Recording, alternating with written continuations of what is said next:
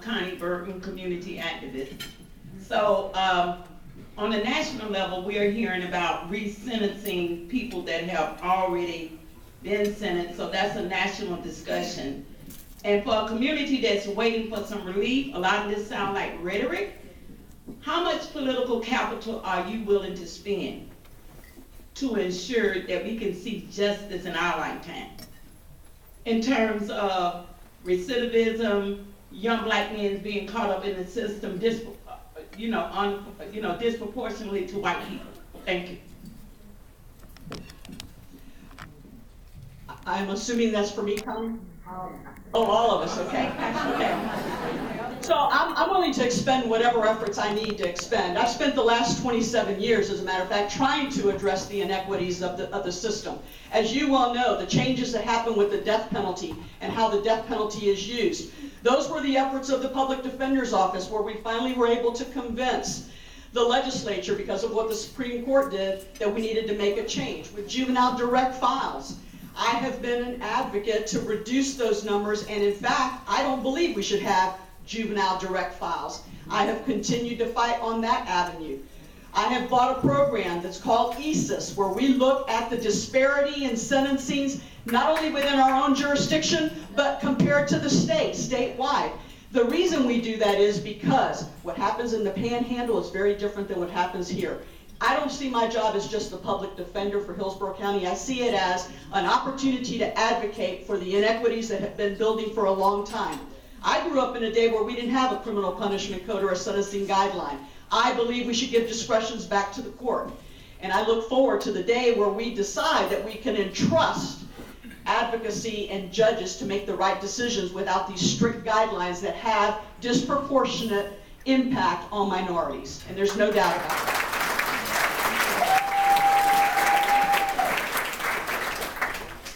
Connie, all the things that I was talking about at the top that we've been doing over the past 2.5 years have an effect on the community directly, and that's what we're spending our capital on. And the programs we've talked about have a disproportionate effect on low-income black and brown communities because the criminal justice system has been overly punitive against low-income black and brown communities for a long time. So when we talk about the decriminalization of poverty and eliminating poverty traps, now our office is making huge differences how we prosecute driving license, suspended license cases. That's an impact. When we talk about direct files, like the public defender said, direct files in Hillsborough County, these are decisions my office makes, down 51% in 2 years. Civil citation programs that we're putting almost 2,000 people a year into with our partners here, that's adults and juveniles. Those have tangible impact on the community. But to further the point that the public defender said, this isn't just about creating change here and now in this community. This is about changing the system for the next generation. That's why I ran for state attorney, and that's exactly what we're doing.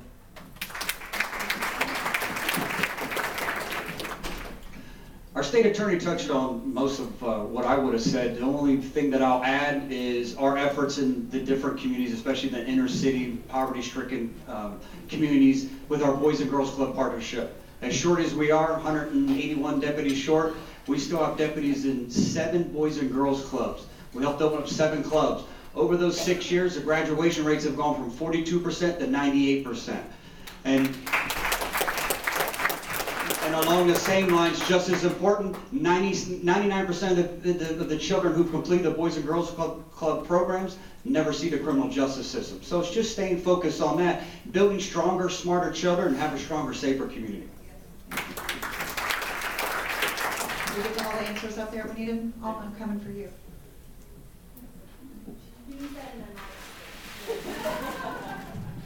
Good afternoon, Alma Gonzalez. Thank you so much for being here.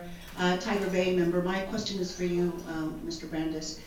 First of all, those of the folks who know me know that it would be unusual for me to say thank you for standing up to the NRA and voting for common sense gun control. Thank you. My question is with regard to courage. I have been in the last week dismayed at the fact that the Republican president Donald Trump has asked people who look like me to just go home. Would you apologize to communities like mine, and would you ask other members of the GOP to stand with us? So Yours well said. I think that at the end of the day, I don't follow what's going on in DC like I follow what's going on here in this community. I'm not watching what all that stuff is. Here's what I make sure. You're an American citizen.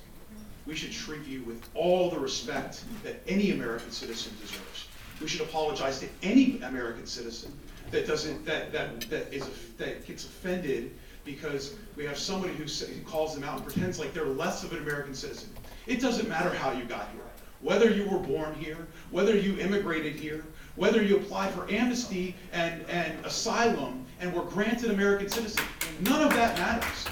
What matters is that you're here. We are a nation of immigrants. My family immigrated from the islands in the 1940s, came here, established a small business, and grew it up. And they have lived the American dream. Every immigrant should have the opportunity to live the American dream. And every president should support citizens of this great country.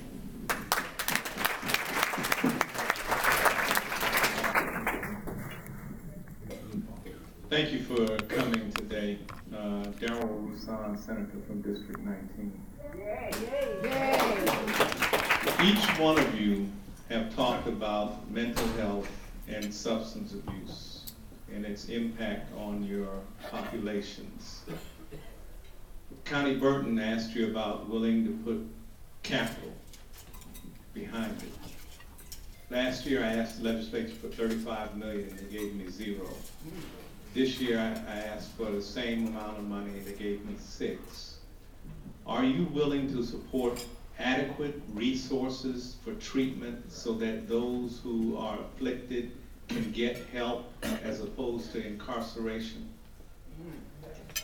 Well, Darrell, I'm going to take this one. Commissioner Merman, I hear you're in the audience. I want to thank Commissioner Merman publicly here today because, Darrell, I had a dream, and the dream was to have a forensic behavioral unit in my office. Commissioner Merman assisted me in getting that. I have a robust unit in that office of mine. I had a dream. We were going to have an adult mental health court. Commissioner Merman, I went to her. I now have that. I went to the sheriff's office and said, we need to identify people at the very, very front end with mental health illnesses. Guess what? They partnered with us and they've done that. I go to Mr. Warren. I said, Mr. Warren, I have another dream. I want a juvenile mental health court. He had the same dream. We now have a juvenile mental health court here in Hillsborough County where our children will get the intervention and the treatment that they need. I went to the place where I could get the resources because guess what? I also asked the legislature to provide me money to do all these things. I got $0 also. Commissioner Merman, thank you on behalf of the Public Defender's Office for what you've done.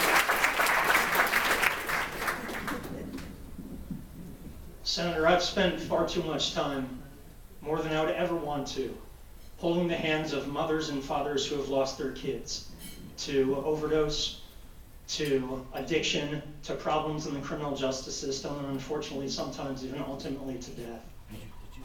Your question is about whether we're going to support, whether we would support asking legislature for more money. Right now we have a Band-Aid approach to mental health and substance abuse here. We're doing everything we can to find the resources, squeezing blood out of a turnip to do it with our community providers as partners, with our other stakeholders as partners. We're having to solve this problem without being equipped to do it. So your question, will we go and stand and say, yes, we want money from the legislature? My answer is simple, hell yes.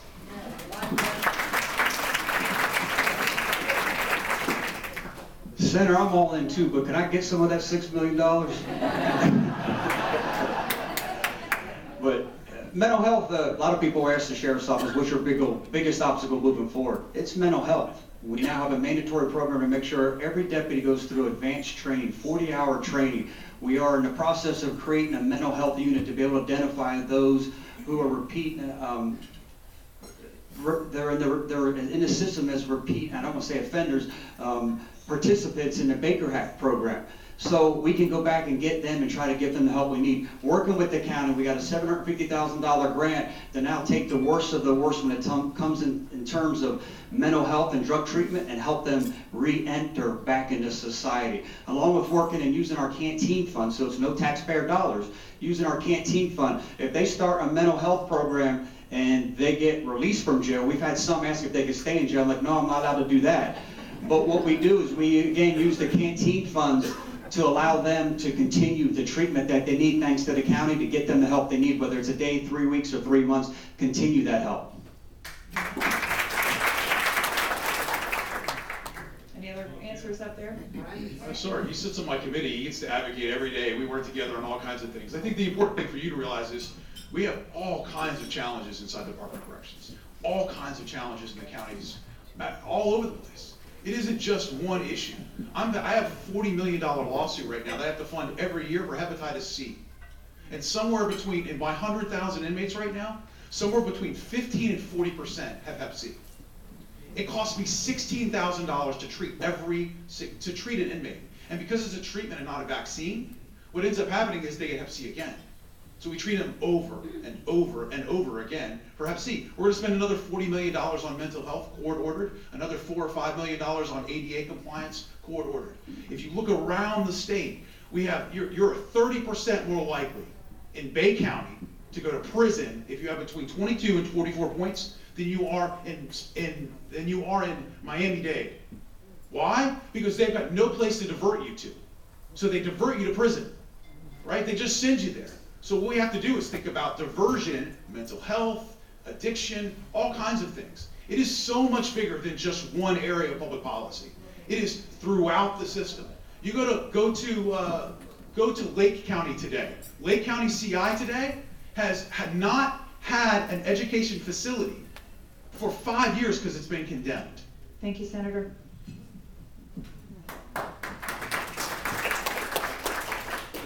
I'm Patrick Basquette with Shoemaker Advisors. Grace Point Wellness is the largest community mental health provider in the state of Florida, and it's here in Hillsborough County. 1,500 citizens of Tampa Bay come to their doors every month, 200 kids. So the question is, Sheriff and our public defender and our state's attorney and senator, how can our community partners like Grace Point better support your vision and your leadership? Thank you, Patrick. And I alluded to it earlier, we're already working on it, working with several different private providers to try to continue the help they need. They end up coming into our system. Our deputies have to go Baker Act them. So the good news is we get them the treatment that they need, the medication, we get them stabilized. Now they get out. Who's there to ensure that they're getting that quality of care that they need, to ensure that they're getting the treatment that they need? So we're in contact with 3 different providers, Grace Point being one of them, to try to go back out now. Hear this now. Back out with a deputy sheriff to go check on the person, make sure that they're continuing their palliative care. If not, working with gracious people like yourselves in that organization to get them the help that they need.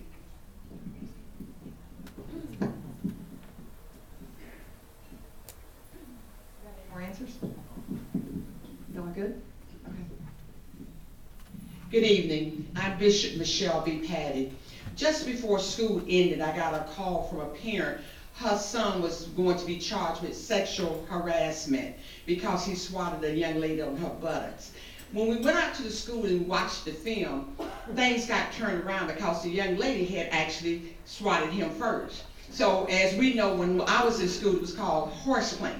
But now children are being charged. So when these types of cases come to you all, how do y'all see them? How do you view them? And we know once a person is labeled as a sexual offender, that's for life. No, they can't live anywhere, can't get a decent job. But in elementary school, they are being, I want to know what their position is on that.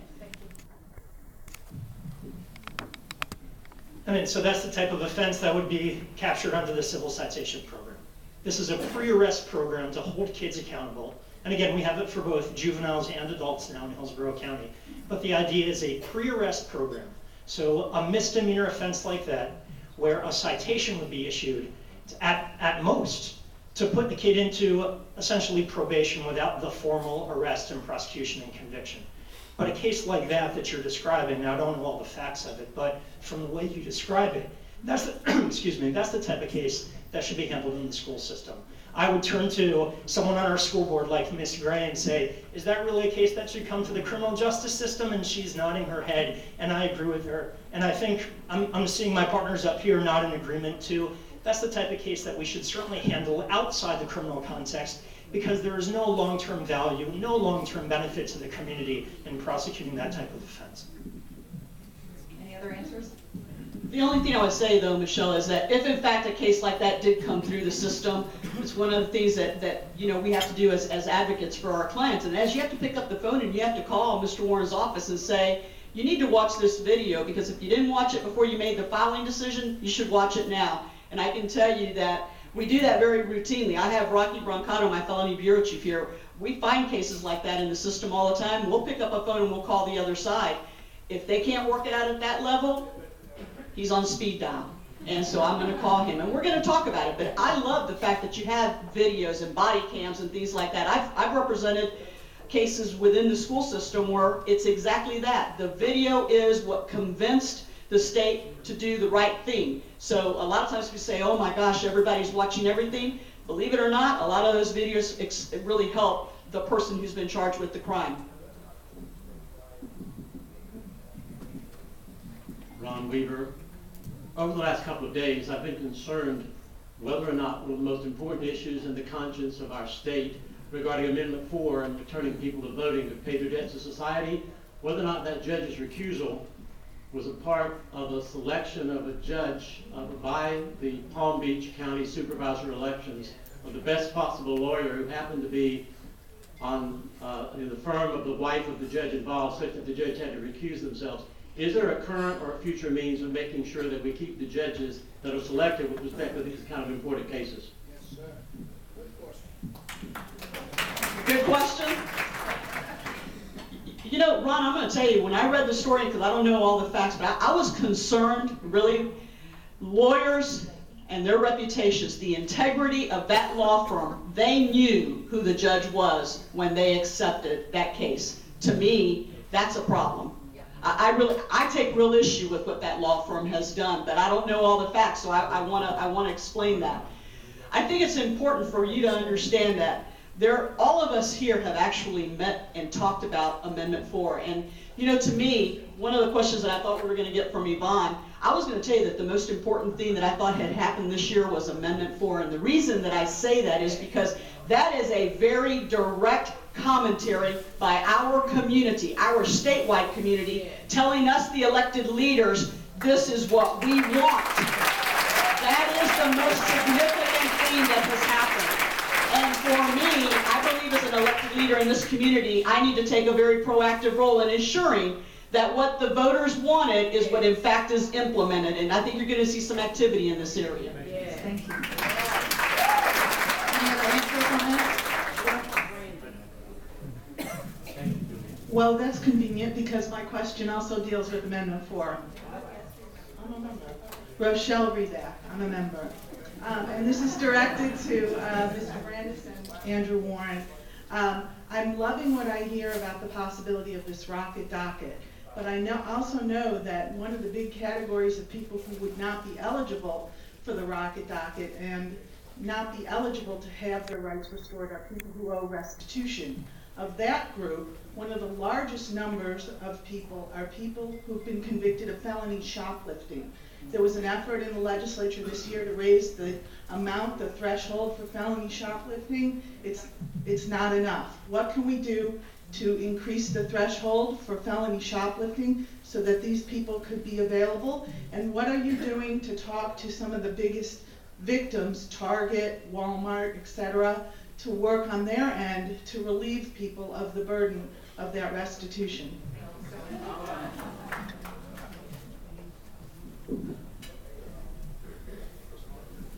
right. So two things. One, I supported a $1,500 felony threshold, and that was, so if you look at the radical liberals in Texas, they're at $2,500. And Florida was at $300 and had, right, since the mid-1980s had not changed that number.